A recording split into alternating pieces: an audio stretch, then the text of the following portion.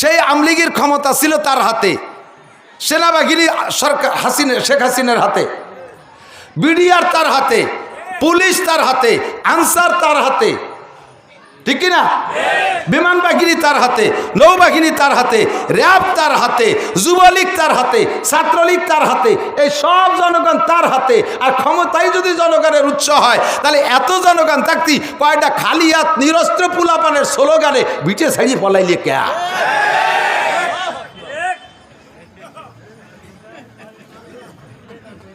জন্মের সত্যি কথা কইছি না? এখনো এই কথা যারা কয় জনগণ ক্ষমতার উৎস, তারাও একদিন দাবড় খাবে। যে এই কথায় বিশ্বাসী তাকে আল্লাহ দেখায় ছাড়িয়ে দেবে, তোর সব জনগণ দিলাম, থাক এবার টেক, তুই কি পারা পারিস। আমি এই যে আমলিগরে হিট মারছি না, সকলকে শিক্ষা দিচ্ছি। সবাই ফাতাবিরু ইয়া উলিল আবসার, বুদ্ধি থাকলে এখান থেকে উপদেশ গ্রহণ করো। ক্ষমতা জনগণ, জনগণ ক্ষমতার উৎস না, ক্ষমতার উৎস আমার কে? আল্লাহ যদি ক্ষমতা দেয়, কামিন ফিয়াতিন কালিলাতিন গালাবাত ফিয়াতান কাসীরাতাম বিইজনিল্লাহ। বদরের যুদ্ধে মুসলমান 313 জন। কয়জন? 313। তরবারি 3 কেন, জুনাদার তরবারিও না, গোড়া 3 দিয়ে, উট 2 দিয়ে, খালি মালগুলো ওকে ফিটিয়ে রেনে স্যার, নিজেরা গেছে আইটিয়ে। আর মক্কা থেকে আবু জাহেল, মক্কা থেকে আবু জাহেল 1000 সৈন্য আনছে, বাছাই করে একেবারে সবচাইতে তেজি ইসরায়েলি সৈন্য, বাছাই করে 1000। অস্ত্র আনছে মার্কাবা ট্যাঙ্ক, যানবাহন, সাজোয়া যান, শ্রেষ্ঠ ঘোড়া, প্রত্যেকের পাশার নিচে একটা।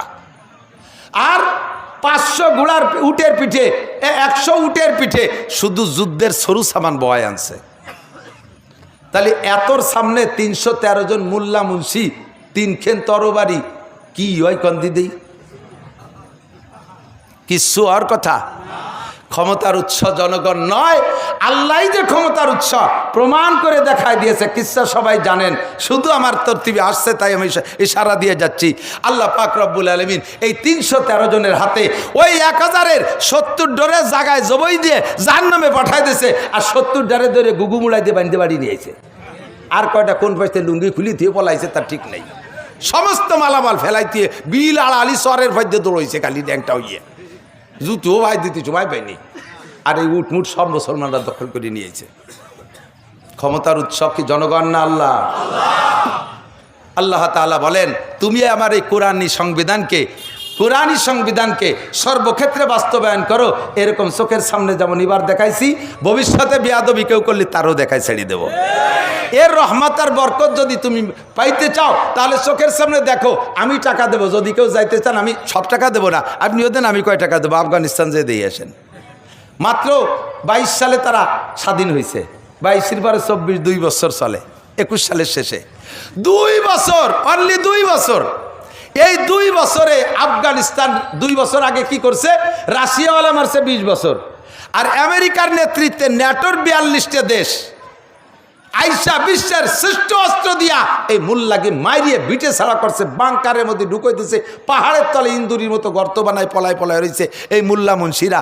কিছু নাই, আছে কয়টা রাইফেল ক্লাসিনকপ, দূরিতে হুশ করে একটা মারিয়ে দিয়ে ইন্দুরি গাড়ার মধ্যে যে পলায়। আল্লাহ তাআলা সেই মুল্লা বেগে হাতে 42টা বিশ্বসেরা 42টা বাহিনীকে, 42 দেশের বাহিনী ন্যাটোকে এমন মার খায়, তার দাঁড়াইছে জুতোর মালা গলায় দিয়ে তাড়াই দিয়েছে তাদেরকে। লাস্ট ফিনিশিং, তাদের সাথে যুদ্ধ করছে 20, রাশিয়ার সাথে 20, 40 বছর যুদ্ধ করার পরে ওই দেশের কোনো জায়গা বোমা মারতে আর বাকি ছিল না, জমি তামা হয়ে গেছে। ফেলাইতেও যখন চলে গেছে, আর মুল্লারা কোরআনী আইন বাস্তবায়ন করছে সেই আফগানিস্তানে, মাত্র 2 বছরের ভিতরে তাদের রেমিটেন্সের দাম, তাদের টাকার দাম সারা পৃথিবীতে রোল নাম্বার 3। আমেরিকার ডলারের চাইতে আফগানের টাকার দাম বেশি।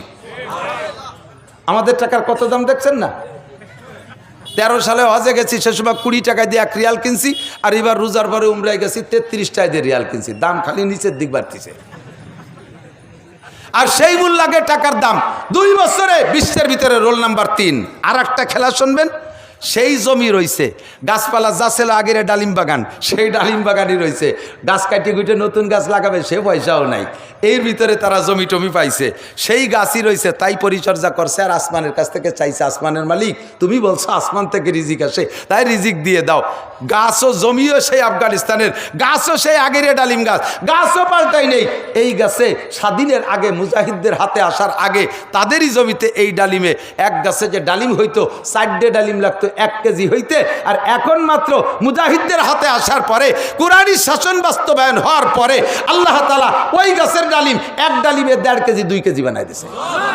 আফিস সামা'i রিজকুকুম ওয়া মা তুআদুন, আসমান থেকে রিজিক আসে। লা ফাতাহনা আলাইহিম বারাকাতিম মিনাস সামা'i ওয়াল আরদ, আসমান আর জমিন থেকে রহমত আর বরকতের দরজা খুলে দেওয়া হয়।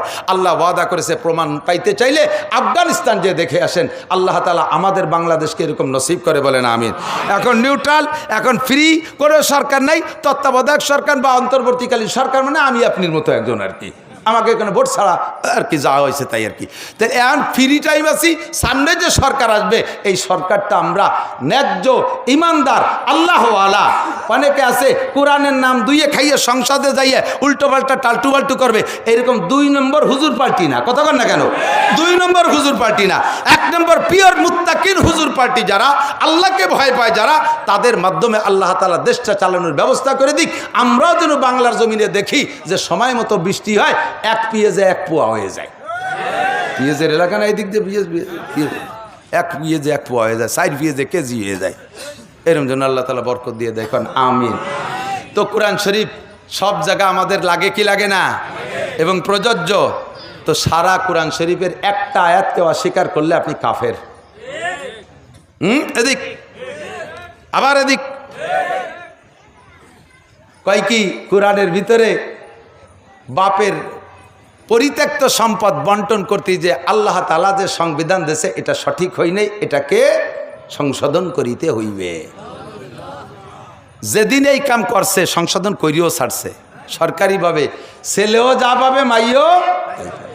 বাপের সামনে ছেলে মারা গেলে সেই ছেলের ছেলেরা বেওয়ারেস হয়ে যায়, এটা কোরআনের কথা। এটা হবে না, তারাও পাবে। আল্লাহ তোমার সে কম বোঝে না, বুঝে শুনে সংবিধান বানাইছে। তুমি যদি এর মধ্যে আঙ্গুল ঢুকাই ওটাকে পরিবর্তন করো, যদি এটাকে তুমি রাষ্ট্রীয় সংবিধান বানাও, তাহলে তুমি সেদিন কাফের হয়ে গেছো, তুমি সেদিন কাফের হয়ে গেছো। যে সরকার করছে, কোন সরকার করছে আমি ইতিহাস জানি না, যেই করছে সে সেদিন কাফের হয়ে গেছে। একটা আয়াতকে যদি অস্বীকার করে, আল্লাহ পাক বলেন, আল্লাহ নবী বলেন, মা আমানা বিল কুরআনে মান ইস্তাহাল্লা মাহারিমাহু, কোরআনের একটা আয়াতকে অস্বীকার যে করবে, 6665টা আয়াতকে মানে, পড়ে, তিলাওয়াত করে, আমল করে, একটা আয়াতের পর তার অভিযোগ ওই লোকটা যেন গোটা কোরআনকে অস্বীকার করলো। আর কোরআনকে অস্বীকার করা মানে কাফের হয়ে যাওয়া। কথা বলেন, কোরআনকে অস্বীকার করলে কি হয়, কোরআনকে অস্বীকার করলে কি হয়, আর কাফের হলে কি হয়, কাফের হলে কাফের হয় না, কাফের হলে আরো মেলাতে হয়। কি হয়, কাফের হলে আপনি পুরুষ, আপনি কাফের হয়ে গেছেন, আপনার ঘরে স্ত্রীরা আবার আপনার আকীদায় বিশ্বাসী না, সে জায়গা মতো ঠিক আছে, 2 জনের বিয়ে ভেঙে গেছে, তালাক দেওয়া লাগে না, আপনার বউটা ছুটি গেছে। এই ছুটা বউ নিয়ে রাত যাপন করবেন, জেনার গুনাহ হবে 2 নম্বর। 3 নম্বর, এরপরে যদি বাচ্চা কাচ্চাটা হয় তবে জারুর বাচ্চা, হারামজাদা জারুর সন্তান। 4 নম্বরে বিনা তওবায় আবার কলেমা পড়ে মুসলমান না হইলে, আপনি যদি ওই অবস্থায় মারা যান, আপনার মুসলমানদের তরিকায় কাফন পরানো যাবে না, গোসল করানো যাবে না, জানাজা পড়ানো যাবে না, মুসলমানের কবরস্থানে দাফন করানো যাবে না, তোমারে পাঠাই দিতে হবে শ্মশানে, পুড়াইয়ে ছাই বানায় উড়িয়ে দেবে। এত কিছু হলো কাফের রেজাল্ট একটা আয়াতকে অস্বীকার করলে। এবার আল্লাহ পাক রব্বুল, মনে রাখবেন একটা একটা করে, আল্লাহ পাক কোরআন শরীফের ভিতরে যে বিষয়গুলোকে ইম্পর্টেন্ট মনে করেছেন, ইম্পর্টেন্ট ইংরেজি তো বোঝেন, আমি আবার ইংরেজিতে আলিফও জানি না, 2-1টা শিখি তাই কই, তা আবার জায়গায় জায়গায় ভুল হয়ে যায়, শেষে আবার কমেন্টে মেলা দীক্ষা টিক্ষা দেয়, যদি ছাড়িয়ে দিয়েছি ফেরা ইংরেজি কয়া। তো আমার মনে হয় এটা ভুল কই নেই, যেটা ইম্পর্টেন্ট জরুরি, ঠিক আছে নাকি, এইটাকে আল্লাহ তাআলা একটু আলোচনা বেশি করেছেন, যেটা আরও জরুরি সেটাকে আরও বেশি আলোচনা করেছেন, ভেরি ভেরি ইম্পর্টেন্ট, ঠিক আছে নাকি। আপনাকে সে শিখে আবার আপনাকে ফেরত দেই। তো ইম্পর্টেন্ট, ভেরি ভেরি ইম্পর্টেন্ট, আল্লাহ তাআলা বাছাই করছে। কিয়ামত পর্যন্ত ফিরাউন মার্কা যত কাফের বিগত চলে গেছে, তার ভিতরে সবচাইতে বড় ধামলা ফিরাউন আর নমরুদ আর সাদ্দাম, এই জন্য আল্লাহ তাআলা সবচেয়ে কোরআন শরীফের ভিতরে ফিরাউনের কিস্সার আলোচনা বেশি করছে, তারপরেই সাদ্দাত নমরুদের আলোচনা, এরপরে করছে অন্যদের। কেন করছে? কিয়ামত পর্যন্ত আর তো নবী আসবে না, আর আসমানি কিতাব আসবে না, এক কিতাবের মধ্যে সারিয়ে দেব। কিয়ামত পর্যন্ত বহুত সাদ্দাত আসবে, বহুত নমরুদ আসবে, বহুত ফিরাউন আসবে। সব ফিরাউনরা এই ফিরাউনের কাছ থেকে যাতে সবক নিতে পারিস। ফাতাবিরু ইয়া উলিল আবসার। বর্তমান বিশ্বে ফিরাউন আছে না নাই? নেতানিয়াহু ফিরাউন কিনা? নমরুদ কি বলা হয়, জো বাইডেন ফিরাউন কিনা? হ্যাঁ, নমরুদ কিনা? নমরুদ ইব্রাহিম আলাইহিস সালামের সময় হাজার হাজার শিশু সন্তান হত্যা করেছে। ফিরাউন মুসা আলাইহিস সালামকে দুনিয়া আসতে দেবে না বলে শিশু সন্তান হত্যা করেছে। আর এই শুয়োর, সাড়ে শুয়োর, লাল চামের শুয়োর, এই শুয়োরটা নেতানিয়াহু 16 থেকে 17 হাজার শিশু সন্তান হত্যা করে দিয়েছে। তাহলে এরা ফিরাউন না? আর আমার খালি ও দেশে পাঠাবো কে ফিরাউন? আমাকে বাংলাদেশেও ফিরাউন আছে না? তো এই সব ফিরাউনের শিক্ষার জন্য আল্লাহ তাআলা এই কিস্সাগুলো বেশি আনছে। 2 নম্বরে, আমাদের মুসলমান হওয়ার পরে সবচাইতে শ্রেষ্ঠ ইবাদত কোনটা? জিকির। মাইজবান্ডার যাওয়া, আটরশি, চন্দ্রভাড়া যাওয়া, সবচেয়ে শ্রেষ্ঠ ইবাদত কোনটা? নামাজ। কয় না কে? না পড়েন না বলে জানেন না, ভর্তি ভর্তি ভুলিয়ে গেছেন, সেই জন্যই কর না। শ্রেষ্ঠ ইবাদত কি? নামাজ। এই জন্যে নামাজের আলোচনা কোরআন শরীফের ভিতরে 82 বার। কয়বার? 82 বার। ইম্পর্টেন্ট না, এটা ইম্পর্টেন্ট। বেরি বেরি আর একটা আছে। নামাজ শ্রেষ্ঠ ইবাদত কালাম। শ্রেষ্ঠর উপরে কি আর কিছু থাকে? সবচেয়ে বড়, তার উপরে কি বড় থাকে? একজনটা 4 ভাই, 1 বছর পর পর হয়েছে টপ টপ টপ টপ করে 4 ভাই, 4 বছরে 4 ভাই। ছোট থাকতে আমার ছোট ছোট, কিন্তু ঝাঁকা মারিয়ে 16, 18, 20, 22 বছরের সময় 4 ভাই একে ধাক্কায় বিটা হয়ে গেছে। আর 1 বছরের ডিস্টেন্স তো বোঝা যায় না কোনটা বড় কোনটা ছোট। এক মুরব্বী মাইজিজনটা জিজ্ঞেস করছে, তোকে তো সব কাই বাইরে একরম দেওয়া যায়, তোকে বলছি বড় কিনা?